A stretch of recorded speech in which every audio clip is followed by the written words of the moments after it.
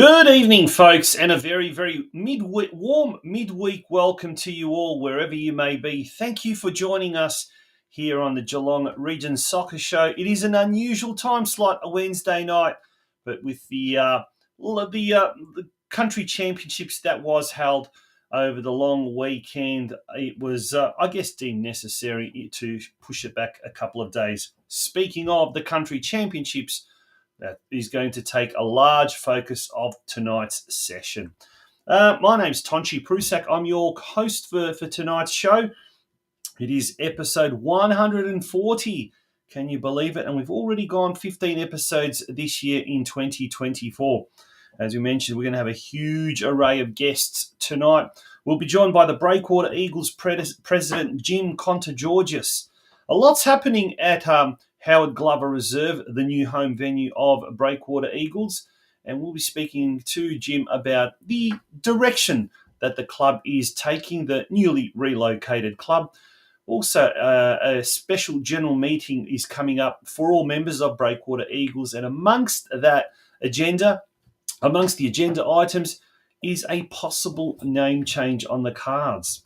We'll be speaking to the St. Joseph's Boys College Technical Director and a man who is very, very well known around Geelong football circles, JOSIP ZILIC.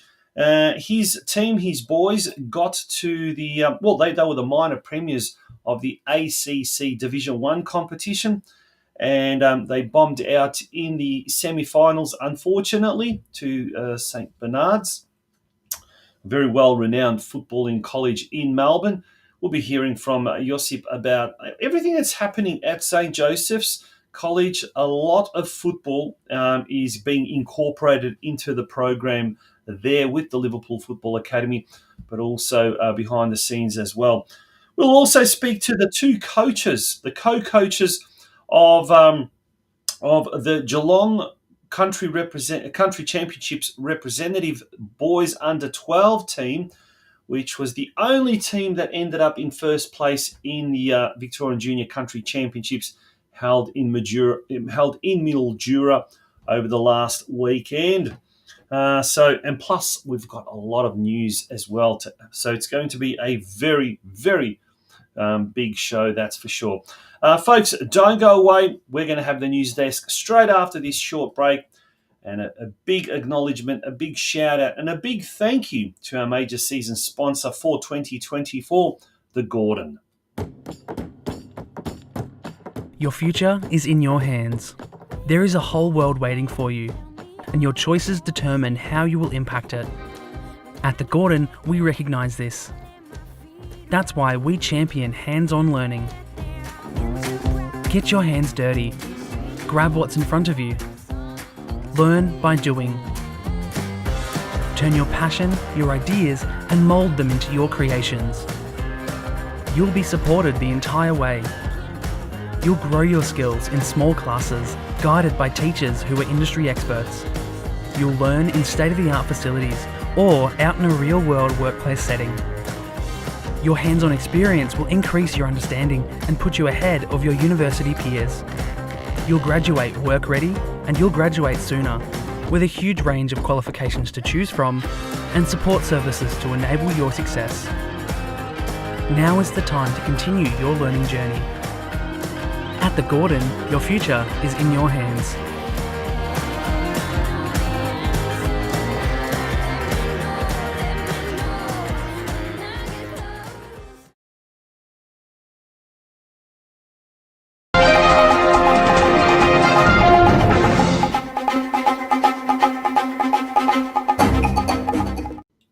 Welcome back to the Geelong Region Soccer Show. It's episode 140 and time for the news desk. Now, a lot's been happening in the media over the last 7 days, and we're going to start with what happened in the Geelong Advertiser over the last Friday. That was departing coach confident Bell Park will rediscover mojo. Bell Park's unfortunately. Bell Park wasn't able, this was on Monday, in Monday's edition, Bell Park was unable to see off departing coach Michael Spazewski with a win, unfortunately going down 6-2 to Keilor Wolves, the second place Keilor Wolves in State League for competition.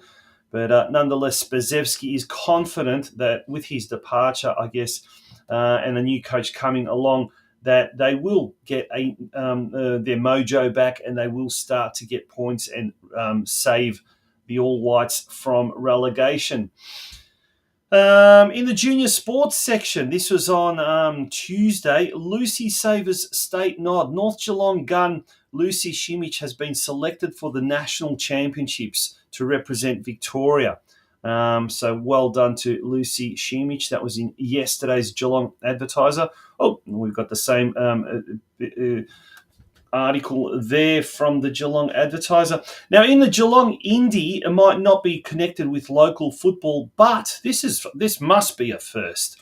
There was a centre page spread with the Euro 2024 fixtures as well. So fantastic to see a local publication promoting football. I would love to see them promoting local football a little bit more, but nonetheless, the Euro Championships do kick off this weekend, and I'm sure it is going to captivate a very, very large local audience, that is for sure.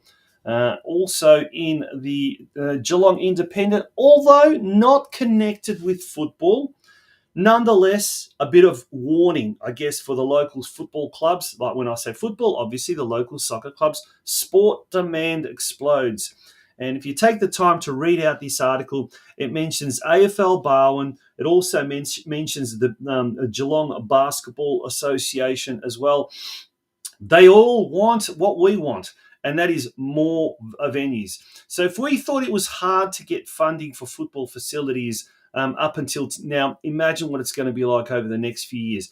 And this is where everyone in the Geelong football fraternity needs to band together, starting from Football Victoria, the Geelong Region Football Committee, the clubs themselves. I think this is where off-field rivalry and hatred and competition must stop.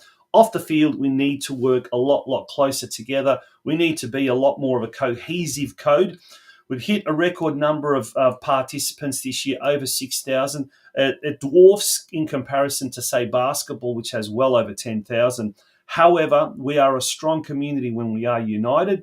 When we are separated and disjointed, well, no one's going to help us. So that is a word of warning on the front page of last week's Geelong Independent. Sport demand explodes. Yes, all the other sports as well are really going to be going very, very nail and tongs to try and get funding for their various sports.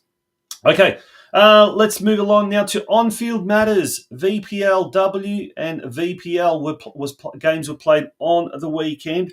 And in fact, this weekend with the State League men having a catch-up round, these are the VPL and the VPLW are some of the only games that are going to be being held this weekend. Correction, the VPL will be held this weekend. The VPLW also will have a catch-up round.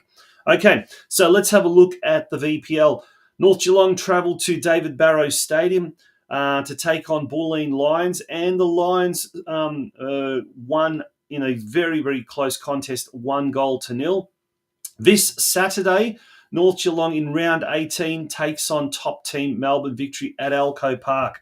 It's going to be a tough game for the home side. Melbourne Victory really, really keen to finish the season on top and to get promoted to next year's NPL Victoria competition.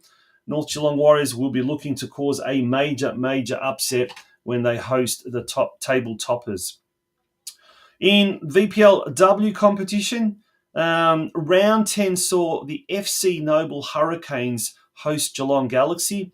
It was 4-3 in favour of the home side. Yamamoto scored 2 goals. It's her third goal in 2 games. Phoebe Vivian also scored 1 goal for Galaxy, but it was not enough as Geelong Galaxy succumbed to a 4-3 loss at the hands of the Hurricanes. As I said earlier, this Sunday is a catch-up round, so there are no fixtures being played this weekend. The next time Geelong Galaxy takes to the field will be on June the 23rd, Sunday week, when they travel to the home of the Matildas to take on 4th-placed Banyule City. Okay, let's turn our attention now to the state leagues.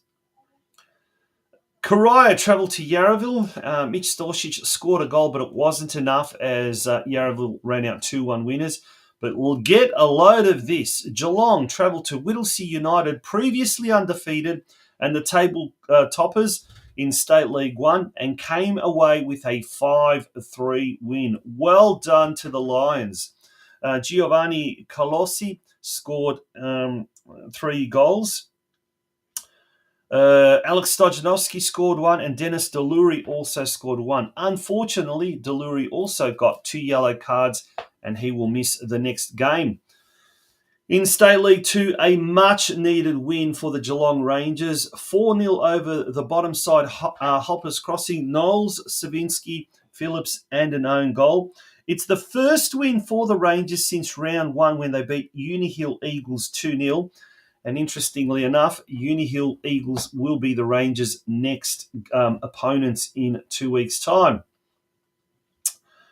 Keilor Wolves, they hosted Bell Park, and as we mentioned earlier, it was a 6-2 win to the Wolves. They maintain their second spot on the competition standings, 5 points behind our very own Surf Coast.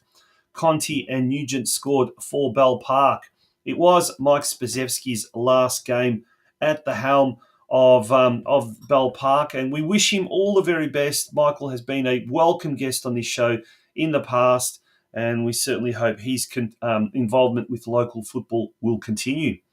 Barwon, yes, after many, I think it's 5 weeks of consecutive losses, Barwon defeated Westside Strikers at Grovedale Reserve 3-2. Banks, Murphy, and Krasic scoring the goals for the home side. Surf Coast came out on top against a very, very tough Melton Phoenix, thanks to an Alex Kaynor goal. 1-0 was the result there, and that maintains Surf Coast's 5-point lead at the top of the State League 4 standings. In State League 5, Deakin Ducks travelled to Wyndham and came away with a very important 4-0 win. Harrison, Jacoby, Sam Wyeth, once again amongst the goals. He's really been scoring a lot of goals this year, and an own goal. Ocean Grove came away from Tarnee with a 2-1 win. Benson and Ryan scoring for the Ocean Grove outfit, and Lara United had a bye. If we move along to the fixtures for the State League, but this is going to be in 2 weeks' time. So on Saturday, June the 22nd, as you can see, Karaya travelled to 11th placed Uphill, a must-win game for the Eagles. Geelong are away to Westgate in second position. They're 2 points behind Westgate. A win here will get them very, very close to the promotion spot. So Geelong are starting to hit their straps at the right time of year. Unihill Eagles, who are in 8th, as we said earlier, they take on Geelong Rangers, and when these two sides met in the season opener at Myers Reserve, Geelong Rangers prevailed with a 2-0 win. Let's hope the Rangers can do the same. Bell Park are at home to Moonee Ponds United in State 4. Barwon travel to 9th placed West Point.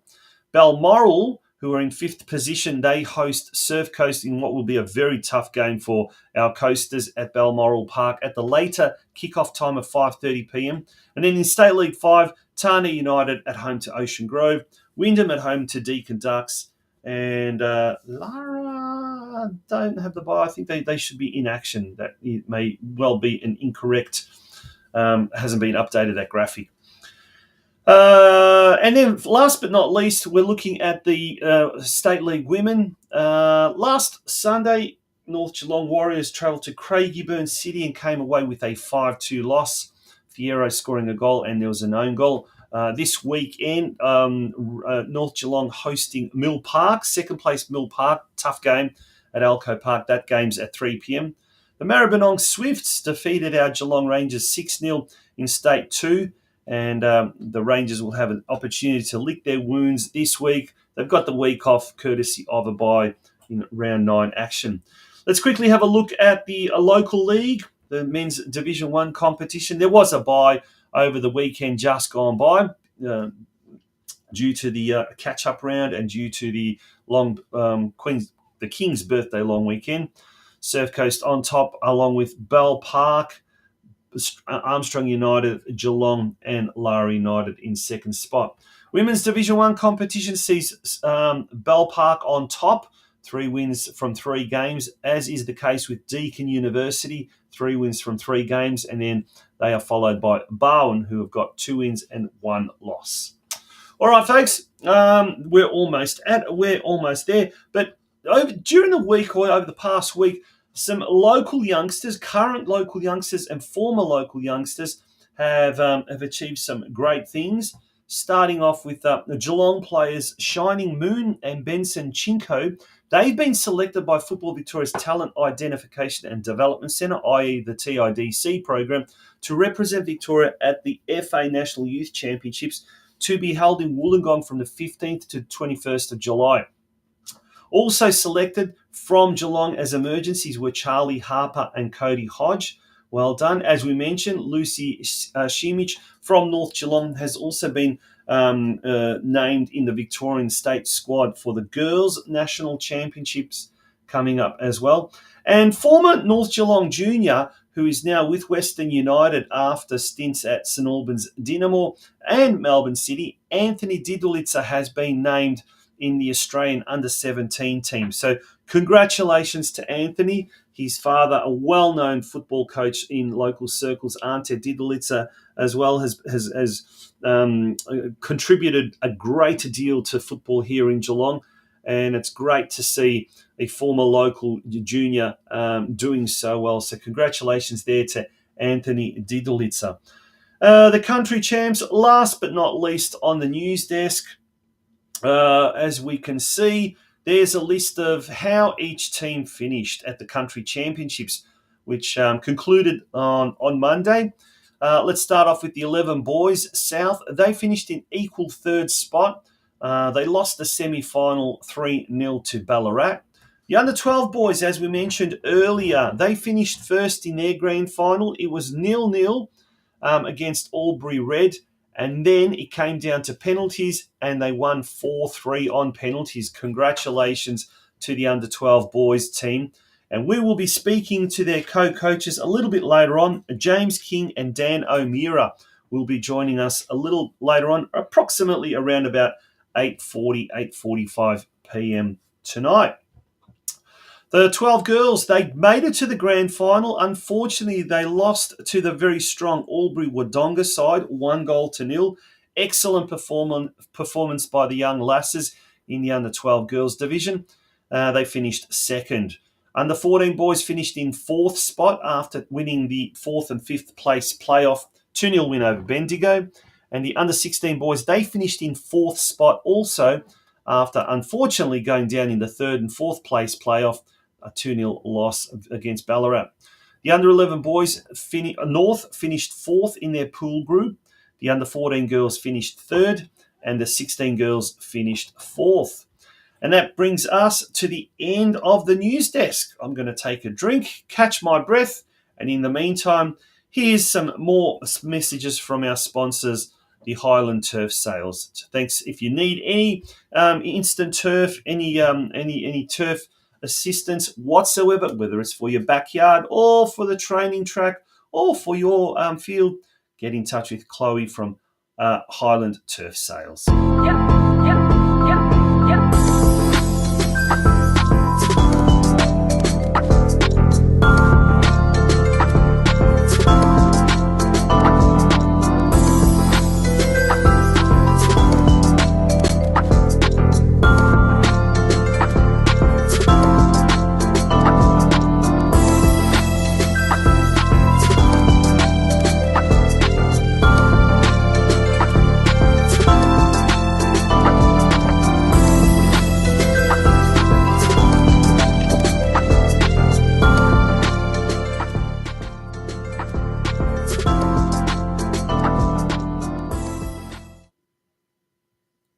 Welcome back to the Geelong Region Soccer Show, and I think it's time for our first guest. He is the president of the Breakwater Eagles, and his club has this year moved to Howard Glover Reserve, And it has been certainly a massive, massive achievement for the club. That's known as Breakwater Eagles. And will they be known as Breakwater Eagles in the short-term future? Let's find out. It's a pleasure to bring Jim KONTOGEORGIS, the president of Breakwater Eagles, on to the Geelong Region Soccer Show. How are you, Jim? Good, thanks, Tonchi. Thanks for having me on the show tonight.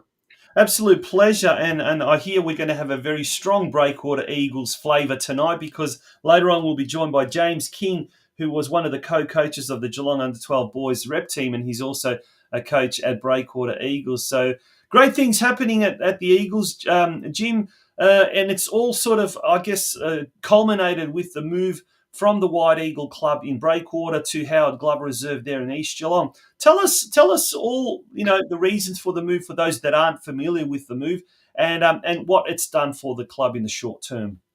Basically, what happened, Tonchi, was that we had found out that the White Eagle House was going to go and sell some of their property, and you can probably, if you've been past there recently, there's an actual for sale sign or expressions of interest out the front.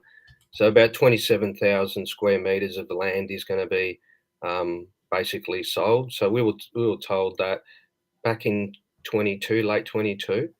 And so what we basically did, when we found that out, we went to Football Victoria and spoke to Foddy, and basically the Howard Glover was available.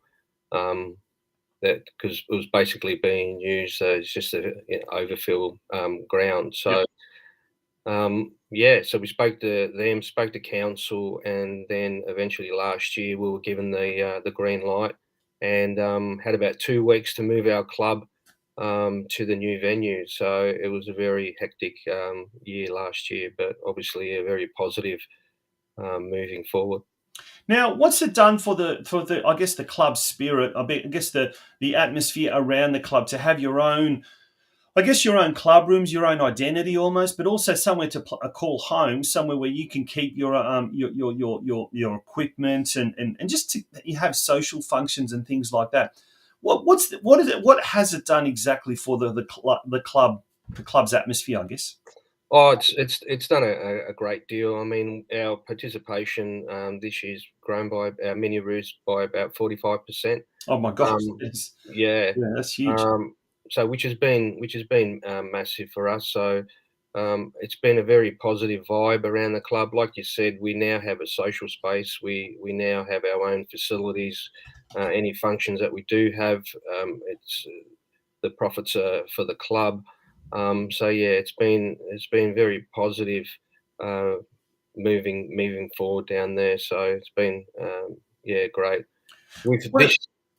Sorry, go on. We've also hosted the Masters competition down there this year. We've also got Football Star Academy down there on a Saturday morning. We've also hosted finals last year as well. So none of that would have happened if we were at White Eagle House. Yeah, and I was going to ask, like, obviously with a lot more functions happening, with a lot more of that sort of communal feel about the place, has it also sort of brought a lot more volunteers to the club? Have a lot more people sort of around the club put their hand up and say, yep, look, we want to get involved, whether it's working in the bar or the kitchen or just, marking grounds and things like that? Or have you really struggled to attract volunteers like most clubs seem to do these days? Exactly like you said, we still struggle with volunteers. Obviously people live very busy lives, and we, like all clubs, I think there's a handful that are always around at the clubs doing all those chores. So look, hopefully that we change that around next year, and we'll hopefully get enough people to keep us going. So on the volunteer front.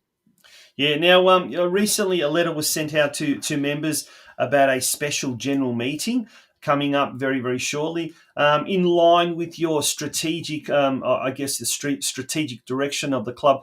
One of the things that has been mooted has been the idea of possibly, and that's up to the members, I guess, to decide, changing the name. What's sort of come about that initiative, and are we privy to kind of discuss any possible names? Names, I think I'll leave that to the general. I thought you'd say that. But yeah, basically we wanted to do something last year, but just with the move, it was just too much. So this year we sat down and said, right, let's have a look at a possible name change. We still want to keep the Eagles aspect in the name.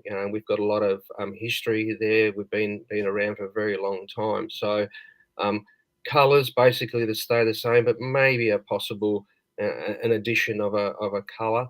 But it's all been really, we're not in Breakwater anymore. So we're in the centre of Geelong now. So so it's more about just a locality change. So Yep. not much is going to change. It's basically the name and just probably a rebrand as well. So Yeah. Well, there's a letter there on the thing, and it is saying it's going to be held on Monday, the 8th of July, there at the club rooms. The meeting has been called to discuss and vote on the future of the Breakwater Eagles Sports Club operating name in line with our current strategic planning process, and as a result of our relocation to Hume Reserve. And I guess that makes a lot of sense, doesn't it? At the end of the day, it's just a natural progression to where the club wants to be, or where the club sees itself. So nothing too out of the ordinary. I guess though, what else is part of the strategic plan? Has the club got any kind of plans? I mean, the club's been around for how long? 30, 25 years, 30 years? now back in 1964, we Oh wow, even longer. Gosh. yeah. So we've been around for a very long time. So yeah, Yeah. that's yeah. So strategic wise, obviously we want to increase our participation. Um, we've got a small base, and we would like to obviously double that Hmm. as well. So, well, we want to also increase our girl and women's participation as well. This year, it was the first year ever that we've got an under 11 all girls side, which has been a massive task, and which has been absolutely fantastic having girls down at the club, and they're really enjoying themselves. So and obviously with the Matildas and all that sort of stuff, it's been wonderful, and really sort of getting the girls coming in and playing as well. So the other thing, just short term, we've got facilities. We're really trying to chase some funding for some lighting. We've just received a $50,000 grant for a plan there, Hmm. and then basically we'll be putting in for an infrastructure grant, which is coming up, has to be done by August this year. So, yeah, look, that's basically at the moment, that's where we're sort of heading at the short term. And obviously long term, we want to have a nice new facility as well, like everyone wants to. So Yep. it's a very aging facility down there at Howard Glover. Yep. So yeah, in the long term, a nice facility down there. Yeah, and I guess I mean you've got the club rooms, and anyone who has been there in recent months can certainly attest to the fact that you've done it up very well compared to what it used to be. And it was a white elephant, but I guess the one of the priorities is getting the lighting there, and that will open up a whole new lot of possibilities. But I guess you've also got the ability there. There are a lot of cricket fields and sporting ovals there in the future. Should you expand and should you need to, there is the possibility of getting more fields in the surrounding Eastern Gardens area. So I guess that's a bit of an exciting thing. But also it means now the Breakwater Eagles are the only centrally located club in Geelong, isn't it? Like the one Yeah, that's really close. We've got nothing else sort of in that central kind of pocket. yeah, you're exactly right. So from a central locality, we are there. Yeah, so and a very beautiful environment down there at Eastern Gardens as well. So I think we've been very lucky. If we didn't move, we wouldn't exist. So that's how important it was for us to move. So Yeah, fantastic, mate. Well, a 40%, 40+% increase in mini roos. That is a good start, and hopefully that can translate into a further growth and continued growth down the track as well. And with all the work that we can see is happening off the field as well, and is in the pipeline, mate. It's going to be a very, very busy time at the Breakwater Eagles, that's for sure, Jim. Yeah, definitely. Absolutely. Yeah, mate, thank you so much for coming on the show. Really, really appreciate it. And we look forward to maybe catching up with you later in the year and seeing how the progress goes with all those grant applications and further up. The next time we talk to you, we might be talking to the president of another club, not a Breakwater Eagles. No worries, Stunchy. Thanks for having me. Yeah, thanks very much, Jim KONTOGEORGIS, president of the Breakwater Eagles Soccer Club. And one thing I really, really enjoy is talking to people about some of the clubs we don't really get to have a chance to hear about. And it's so good to hear so much is happening at a club like Breakwater Eagles. That's fantastic. We're going to take a very short break. When we return, we're going to be speaking to someone who's very, very well known in Geelong football circles. He wears many, many caps, and I'm sure many of you have come across him in some way, shape or form. But we'll be speaking to him in his role as technical director of the St. Joseph's Boys College soccer program. And that, of course, is JOSIP ZILIC. Stay tuned for that immediately after this short break. The world is yours. So work hard, and you can have whatever it is you want.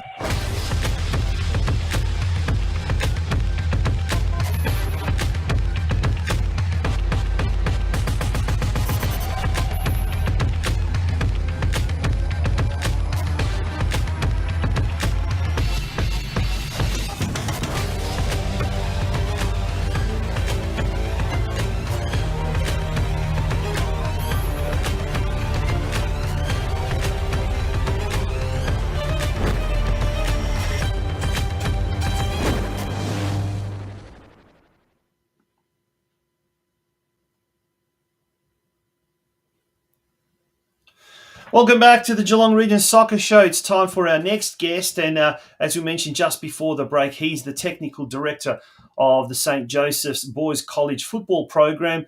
Very new and expanding program, I must say. And to find out all about it, let's talk to tonight's guest, JOSIP ZILIC. JOSIP, good evening. How are you? Good evening, Tunchi, and good evening to the football family in the wide region of Geelong. Yeah, now it's a pleasure to have you on the show, mate. Let's talk about the St. Joseph's program. You've been appointed technical director there. And look, the school has dabbled in football in the past, and it's always, by virtue of its student body, had a very, very strong soccer team, a football team in the ACC competition. That's the Australian Catholic Colleges competition. Is that right? Is that what it stands for? Yep, that's right. Australian Catholic competition, and it's a tough comp. There's a lot of good colleges out there that have a lot of talented players playing in their circles, reaching out as far as Whitefriars College, out to the far east, down south to Mentone, and I think St. Pat's has a couple of teams in the younger age groups out in Ballarat Way, and ourselves in our beautiful Geelong region.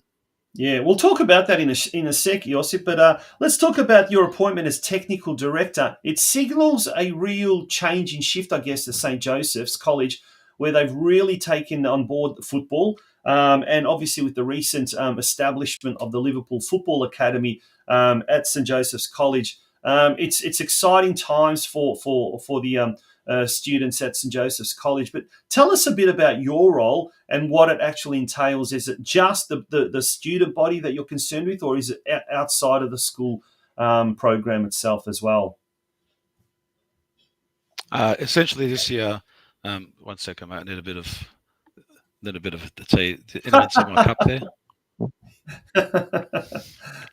Bit of product placement. Bit of product placement. Sorry about that. Just needed to clear the throat. I've come off the training track, so my body hasn't quite warmed up to the temperature of the house just yet. So I'm just adjusting. I tell you what, it's a very good winter. We're having a very good winter this year. There is no doubt about that. Yes, more to the program. So it is essentially term 1 and term 2 of semester 1. Yep. Starting off with year 10s and the senior group. Senior group is the 11, 12.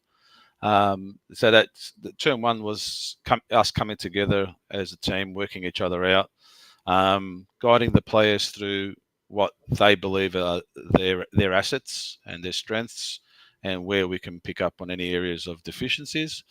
And that progressed into our style of play, what we want to achieve as a unit.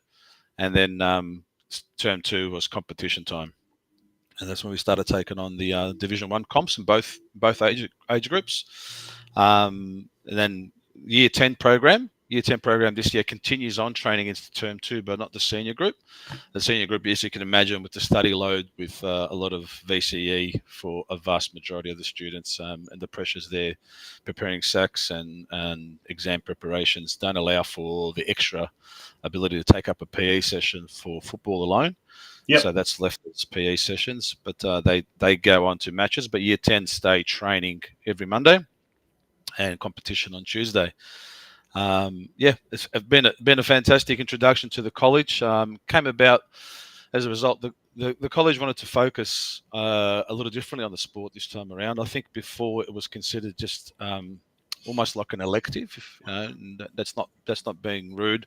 That's just from an outside perspective looking in. I've had the privilege of working with the college over the last 10 years about 2 or 3 times. Yep. And it was always as a makeshift, just to come in, be the host manager for the match day. Yep. And just to sort of marshal the troops on a match day and organise in a football sense.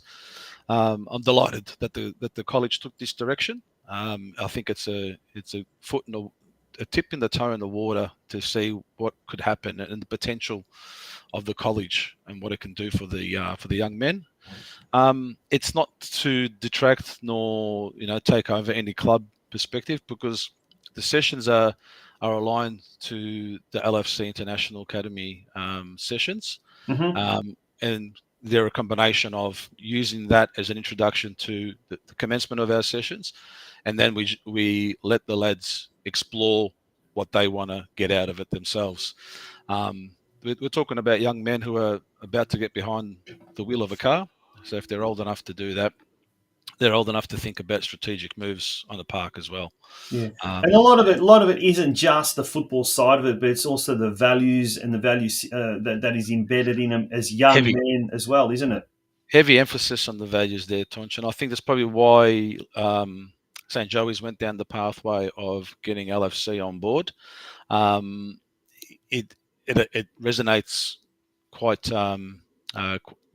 synergistically, and what you find in our language and the way we encourage the boys to think for themselves and work out problems for themselves.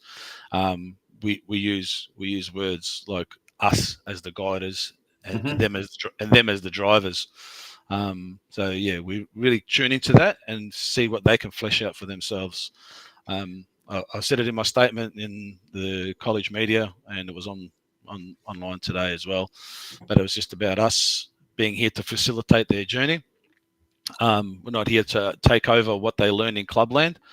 We're here to help them adore and love the game even more, and if anything, remember their time as a student even more, and look back on fond memories and say how we came together as a bunch of value-minded people, came together as a unit and worked together to get a result. I could safely say, hand on heart, it's probably been, aside from having children, the most rewarding experience of my life. I'm just going to bring up that post, Josip, there. Yeah. And it says there, we believe in you and the decision you make. We're here to support you and help guide you through the journey. Yeah, that's very, very powerful, isn't it? Powerful words, very powerful message that I guess it sends to people. But look, with the Liverpool Football Academy coming to St. Joseph's, from what I gather, there are opportunities for clinics that are going to be held for players outside, well, basically anyone outside the St. Joseph's community. So if you're a boy, if you're a girl, and you don't go to St. Joseph's, you'll still be able to have the benefits of this program. Isn't that right? Yes, absolutely. Every Monday there's a skill development centre after school, 4 o'clock to 5 o'clock. We have 30 students, primary age students. I think a couple of high school age students, but not that many. Predominantly between the ages of 9 and 12. And we take them every Monday for an hour, and we undertake a new lesson each Monday. And again, it's a Liverpool values and St. Joey's values behind all that as the fundamental building blocks of that program. And we have fantastic people leading there. I mean, Tommy Trupkovic, who leads the football program at St. Joey's, is also the LFC International Academy lead at the school. I'm delighted that I get to work with Liam McCloskey again. Liam and I used to host the Geelong SAP regional program and take the SAP boys around the region and interact with other clubs all around. And I get to experience life with Bobby Evans again from the old Ballerine Sharks. So it's like the band's back together. We're on the rooftop, got the guitars out. We just need a drummer. You just need a Beatles. Yeah, Ringo Starr. I mean, isn't that the... let's talk about the boys themselves and the achievement they... so we're back to the St. Joey's now, open age or the senior team. There's the team photo and there's a list of the whole squad there. There's so many names there, illustrious names from local clubs as well. But, remarkable achievement. Minor premiers in the AAC Division 1 competition. Undefeated through the season. Sorry, undefeated, was Undefeated through the season, yeah. Fantastic. And came up against an old friend of yours from the North Geelong days, Igor Srbanovsky, I believe, who was coach of the St. Bernard's team in the semi-finals. Yeah, we unfortunately went down 2-2 in a fantastic contest and tipped my lid to St. Bernard's and Igor and his team.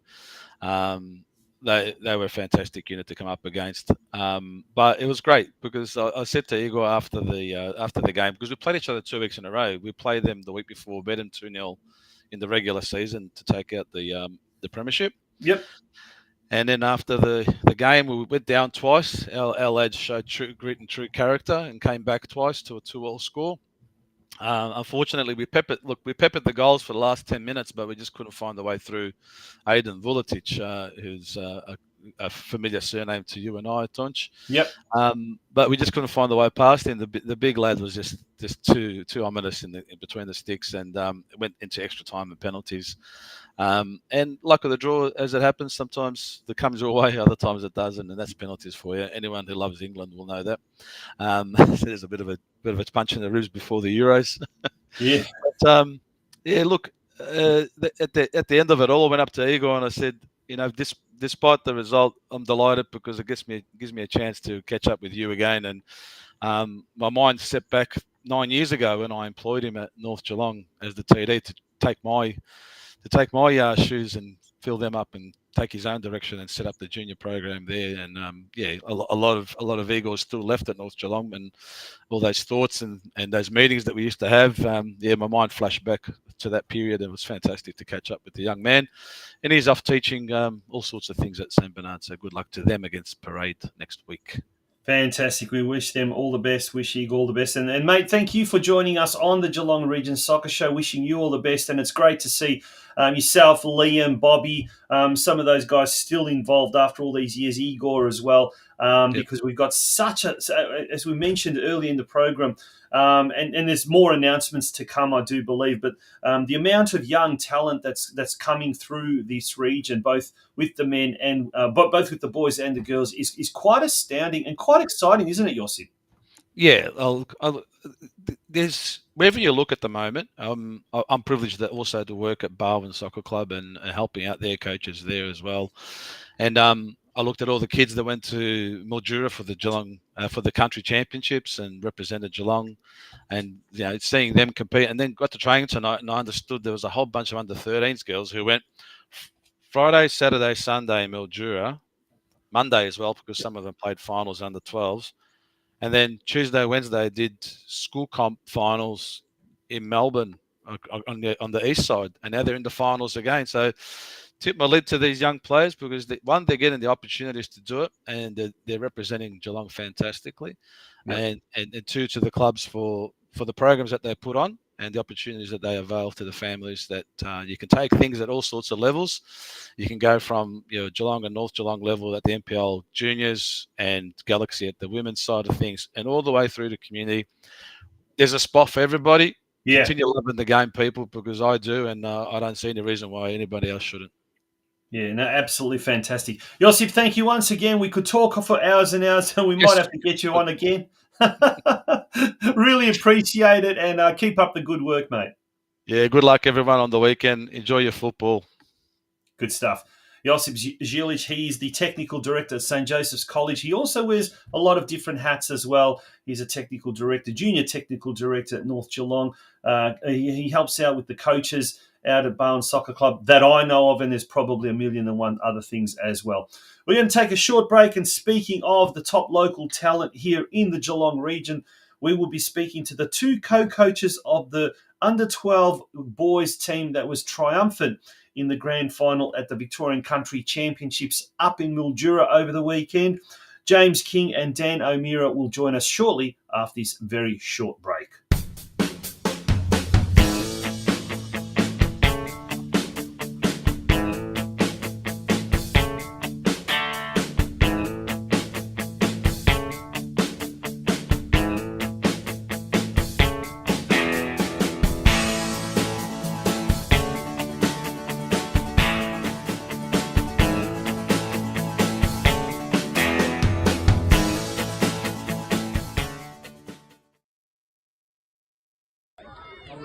Dan, tell him to hold the line. Tell him to hold the line.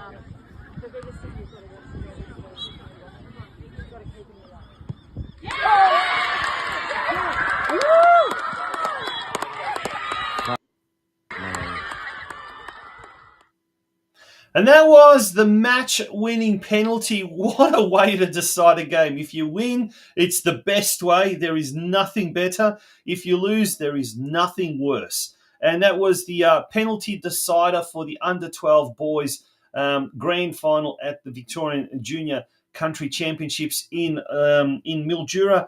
And to tell us all about that, the two co-coaches of the triumphant boys under-12 team, James King and Dan O'Meara. Gentlemen, good evening, and how are we all? Very good. Thanks for having us. I've watched it 100 times already, that last penalty, so it's not sick of seeing it. So brilliant. Yeah. Good evening, James. Good evening, Dan. James, I believe you were the person doing the videotaping there, and we had to actually beep something. Now we had to silence something because you couldn't believe you'd won you'd won it. Because tell us a little bit about the back story to this. It was against Albury Wodonga, a team that had been our nemesis for the past couple of years, maybe 3 years. Yeah, well, definitely last year I coached the under-11 team, and we faced them in the grand final, similar to this year. And I got a horrible call on the morning of the finals. My keeper Rory went down with gastro, so that's not really the call you want to get the morning of your finals. So we actually played the North Geelong side. There was two Geelong sides in 11, and we got through to play the powerhouse, which is Albury Wodonga, and we actually took them to extra time. And with 30 seconds to go before penalties, I was actually looking down to work out my penalty list, and they scored. And it was pretty heartbreaking last year. So again, I had a touch of deja vu. I was going through my penalty list of who I'm going to pick, and I had that dreaded feeling that someone might score, but it didn't. So we ended up going to penalties, and the boys were great. We only had the one miss, and Rory made two saves, and it's a lot better feeling when you're on the end of a win like that, and made the 7 hour drive home a lot better. Yeah, that's for sure. Dan, tell us, in your eyes, how did you experience the highs and lows of the penalty shootout and ultimately the triumph? Yeah, as James said, it was Albury are a very strong team. They beat us in the group stages. Yep. My son's been involved the last couple of years, and I don't think Albury lost a game in that time. They certainly a good team, a lot of talented players, but once it gets to penalties, it can go either way. And I was standing behind the boys, and I was just like, penalties are easy. Just take a shot, take it calmly, put it to the side, and hope for the best. And it worked. It worked. It absolutely did. That's for sure. Boys, let's go through the team lineups there. First of all, James, over to you. There was a lot of Breakwater Eagles boys, so you know these boys, and they've been together for a long, long time. Let's go through that list. You can read them out if you like. Yeah, look, I've got a really strong group of kids coming through. We went through the under-12s top division last year, undefeated, and we beat Surf Coast 1-0 in the grand final. So, and look, even though one of the coaches, it is a selection trial, we have 4 or 5 people ranking these kids. So I might be a little bit biased, but they also agree that these boys should be strong enough to play. So we had Walt, Rory, the keeper, Jamie, John Cargilly, Zach Winterton, my boy Will, and his good mate Philly. They were captain and vice captain. They've been together since under 7s, and they did a great job leading these boys. And then from Surf Coast, we had the 3 boys, Cohen, Romeo, and Aldi. And Lior from Dan's team. Dan's coaching Barwon Heads, and they're doing amazing stuff this year. We have Cruz from the Rangers team and Brody from Armstrong Creek. And the good thing about this, 8 of the boys played in that losing final to Aubrey last year. Yep. So to come back and have the courage to front up again and face that challenge was brilliant. So it was. It was a great little celebration dinner we had. Yeah, that's a fantastic sort of a good news feel to the whole story, and that makes it so good. Dan, back to you. You come from Barwon Heads, so sort of seen as one of those little minnow clubs in the local community, but you still managed to contribute a lot, in fact, to things like these country championships. And we had an Armstrong United boy as well, so we talk about smaller clubs, and this is the story throughout. There were similar stories like this as well. The boys from Colac, girls from FC Leopold, Armstrong United as well, mate. This must be such a thrill for these kids to be able to represent Geelong, to represent their city. At the country championships, and for you guys as coaches as well, it must be such a thrill that you're playing representative football, and it's to me personally, I think it's such a brilliant concept. But how does it feel to you guys when you see these kids, their families, really just enjoying being a part of like the next level, the next stage, I suppose, in their development? Yeah, it's great, as you say. Barwon Heads isn't a big club, but we had kids in. Quite a few age groups, a couple of captains from different age groups, girls and boys across up to, under 11s up to under 16s. And as you say, the chance to play with and against quality players is great for the kids. And they play against kids they're playing against a lot of kids they played against last year and in some cases the year before. And also playing with guys that they play against regularly, like my son Leor's played against Will and some of those Breakwater kids, I think, since under 7s going up through the ranks. And so then to get the chance to play together is a great thing. And then, back in the Geelong competition, when they front up against each other on the weekend, it's nice. It's nice to know guys you're playing against as well. And for your boy, when he comes back to Barwon Heads, have the other kids now sort of stepped up a little bit and they're kind of like inspired by his, ascension to a higher kind of a squad and that sort of stuff, and they kind of say to themselves, oh, that'd be great, hear the stories and all this. They say, we want to do that next year. And, are they kind of, I know it's just new, I suppose, but when he comes back from the training camps and things like that, does it kind of give him a little bit of a wind in, beneath their wings, so to speak? I think so. Again, so my son's played in it for 3 years, so he's been aware. But the boys who make the under 11s for the first time, or those who made this team for the first time, it shows them what else is out there. And as you say, I think it can inspire them that sometimes they can be big fish in a small pond, and then they go to tournaments like this and. Like all the boys in our team were really strong, but for a few of them, they're probably used to being the best kid on the team. Here they were one of 13 who, we had a very even squad, which was good. There was no one we were worried about putting on, or no one we were worried about taking off. we moved guys around. We ended up with guys playing midfield for the first time in the final because we knew they could do it, but it just hadn't fallen that they'd played there before in the comp. That's awesome. But yeah, having, as I said, for those guys to see the strength that is out there, and for them to know that if they want to, if they want to reach higher heights, that they need to keep working. But they're also they're at that level. There are kids in that team kids in the competition for other teams who are going to play high level football, and we match them. So all those Geelong kids are, they mightn't have been the best player in the tournament, but they were certainly at the level of those really strong kids. So as you say, hopefully it inspires them to keep working at their game so they just get better and better. Yeah. And just one of the things I really enjoy being part of all this is this started back in late Feb where we had 60 kids front up for the trials. Yep. And it was broken down to we had 3 trial sessions, broken down to 20, another 3 sessions, then we get our final squad, and then there's 7 weeks of training. And by the end of it, like today, I went up and watched some of the school soccer with my son, and some of the boys from the country champs were there, and they just come straight over to each other. After games, they always catch up and say hello. So they make friends for life, Yes. And it's a really good bonding experience to get away, and they face some adversities. And, we had 3 knockout games on the Monday, and in our first game, twice we were goal down. We came back and won.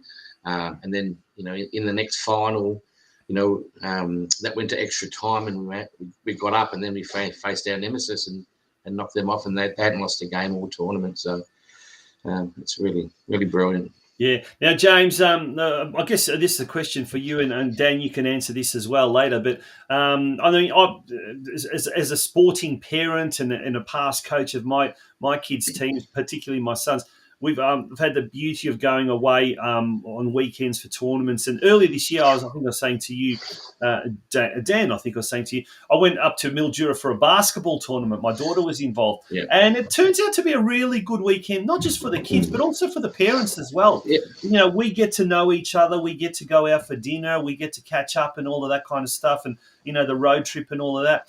How was it for the parents as well of the boys? Did they sort of, newfound friends, and obviously a lot of the Breakwater ones would have already known each other. But as you said, the boys spend so much time together. The parents also, do they get an opportunity to sort of also be, create new friendships and things like that? Oh, absolutely. And Tyler, who organised the boys' country champs, he organised a dinner for all the kids from 11 to 16 and all the parents. So we had that on the Sunday night, and we decided to have a dinner as a team after we'd won on the Monday night. So no, the parents were great. Look, they were really supportive. It's a long way to take a child. There's a lot of extra training on top of their regular training. So the support of the parents was huge. And I actually got approached a few times after games saying how respectful and nice our parents were to listen to on the sidelines. Yeah. The coach's wife of Albury came over the first time and said, look, that was an absolute pleasure standing next to your parents. They were wonderful. Excellent. So that's really nice to hear. So I'm proud of the on-field and the off-field, and I think even our parents, because they go through the stress. So many parents were so tired, exhausted. 6 games and the stress and the pacing up and down, and they were pretty tired by the end of it as well. Yeah, Dan, one of the reasons I guess we had to move tonight's show to Wednesday night and not on our traditional Monday night time slot was because so many parents and coaches and officials were on the way back from Mildura when we were supposed to be going to air on Monday. But how did you see it from an off the field point of view as well? James told us his version. How did you see it from your point of view? Yeah, it's great. So, again, I've been involved the last couple of years. The first year, the competition was in Geelong, which was nice. Not to have to go too far. Last year was in Ballarat, and my son and I actually drove up and back each day. We're a bit late looking at accommodation. It was all booked out. And, again, Ballarat's not that far. So, it's nice to come home to your own bed at the end of the day and have a good night's sleep. But there's certainly advantages or good points, benefits of heading away. As James said, we had dinner. There were 400 or something people having dinner together on Sunday night. The chance to catch up with some other Bowen Heads people, but also spend time with. Gosh, where'd they find a venue big enough for that? There was a big, one big enough place. They made sure there's plenty of room. Wow. Had the chance to catch up with some other Bowen Heads people as well. But then on the Monday night, initially I was coming home on the Monday, being pretty tired after the first couple of days. I thought it's probably best not to drive home. Yeah. Hopefully, as James said, we had a knockout game in the morning. We could have been heading home at 11 o'clock. But we stayed, and it was really nice again to have that dinner afterwards. The boys all had their medals on, all very happy. Yeah. So it's great. And as James said, all the parents. I haven't taken mine off yet. Why does it come off? The parents, as far as I could see across the board, most parents for all teams were there supporting their kids, not yelling at the refs, not yelling at their kids or giving opposition a hard time. So it was, it's great. Awesome. Gents, we're going to have meeting parents from other places too, who, over the training sessions have sort of got to know a little bit, but spending more time with them in Mildura was nice. No, that's awesome. Gents, we're going to have to leave it there. Unfortunately, we've gone over time. Thank you so much to both of you for coming on and sharing us your experiences of a triumphant trip to Mildura over the weekend. Thank you so much for having us. Good on you. James King and Dan O'Meara from the grand final winning Under-12 Boys Country Championships rep team. That brings us to the very end of our program tonight. It has been a huge show, and we will be back next week at our regular time slot of a Monday, 8 p.m. Just a reminder about Lara United's 25th anniversary, which is coming up on the 22nd of June. It will be an all-day event there on Saturday, the 22nd of June at Lara Recreation Reserve, starting off with the State League men in action, the reserves at 1 p.m, the seniors at 3 p.m, and then the local Geelong Region League Division 1 women's competition between Lara United and Deakin Ducks. All day there'll be something on the supporting grounds for activities for kids. There will also be an opportunity for past players, past coaches, past officials to mingle. And if you've ever played against Lara United, feel free to come down there as well. It'll be a fantastic game. Thank you very much, folks, for joining me on the Geelong Region Soccer Show, a very, very special midweek edition. We'll see you next Monday night at 8 p.m. Good night.